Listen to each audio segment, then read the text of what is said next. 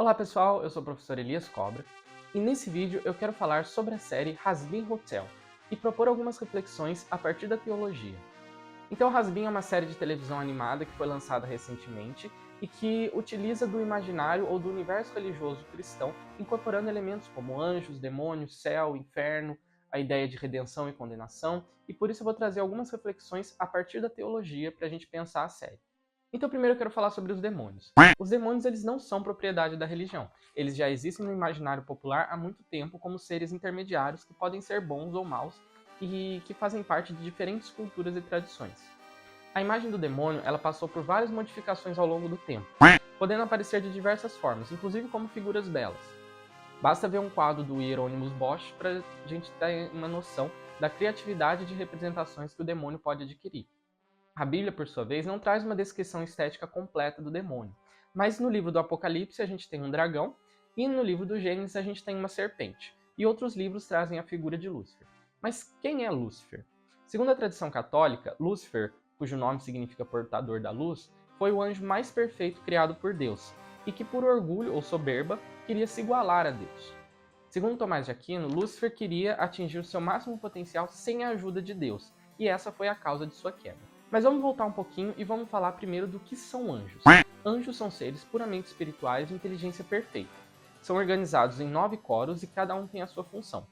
A tradição católica fala de 9 coros angélicos, e a partir da Divina Comédia de Dante, entende-se que também há 9 círculos infernais. Porém, a série cita 7 círculos a partir dos 7 pecados capitais. Então aqui a gente já vê uma pequena diferença entre a tradição cristã e a representação da série. Uma ideia central na série é a redenção dos demônios. Só que segundo a tradição cristã, isso é impossível, já que os anjos, como eles têm inteligência perfeita, eles conseguem ver as últimas consequências das suas ações, e por isso eles não voltam atrás. Então a vontade dos anjos é irrevogável, porque depois da queda, eles não aceitam mais a misericórdia de Deus. Por isso não é possível Deus perdoar o demônio. Outra questão interessante constatada pelo padre José Antônio Forteia, que é um padre exorcista, autor da Suma Demoníaca, é que os demônios não são iguais. Eles possuem, cada um, uma psicologia e uma forma de ser. E isso a gente vê na série, porque existe lá uma hierarquia e demônios que podem subjugar uns aos outros. Então a gente vê através daqueles acordos que os demônios fazem entre si. Agora eu quero trazer aqui uma interpretação do pecado original, ou do mito da queda, a partir do filósofo alemão Hegel. Ele fala que o conflito de Adão e Eva foi um conflito que aconteceu no interior da natureza humana e que foi algo positivo. Assim, ao comer do fruto proibido, os primeiros seres humanos saíram de um estado de inocência, ou seja, um estado animal, para adquirir sua autonomia, efetivando a sua liberdade. Desse modo, foi preciso conquistar a liberdade ao saber-se capaz de escolher.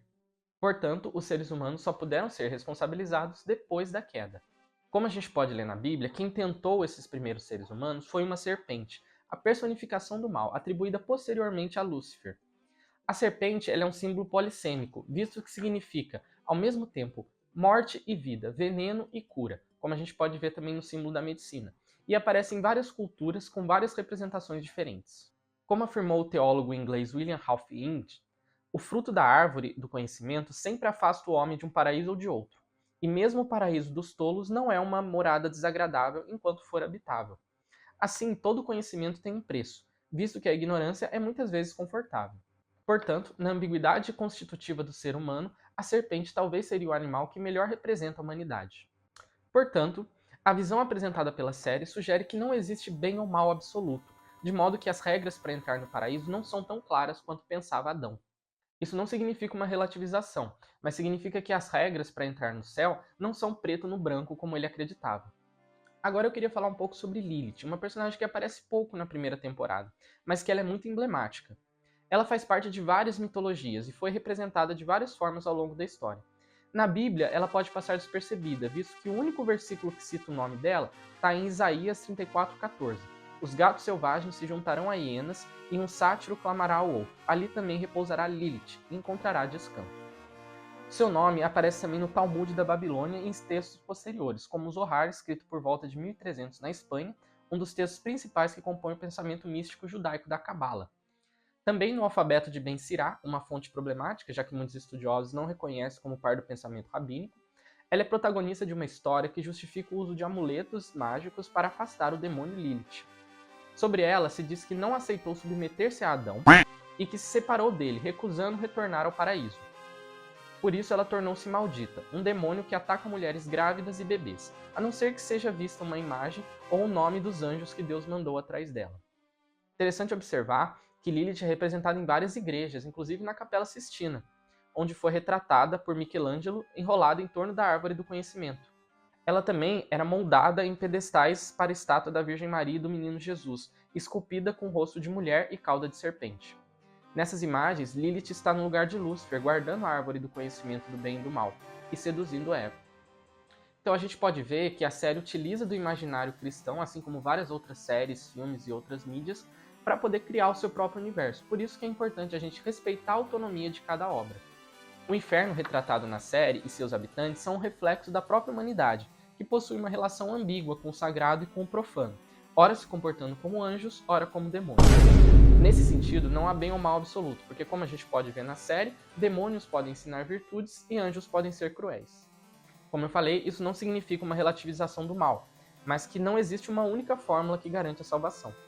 Logo, a grande pergunta deixada pela primeira temporada da série é: o que é preciso fazer para ir para o céu?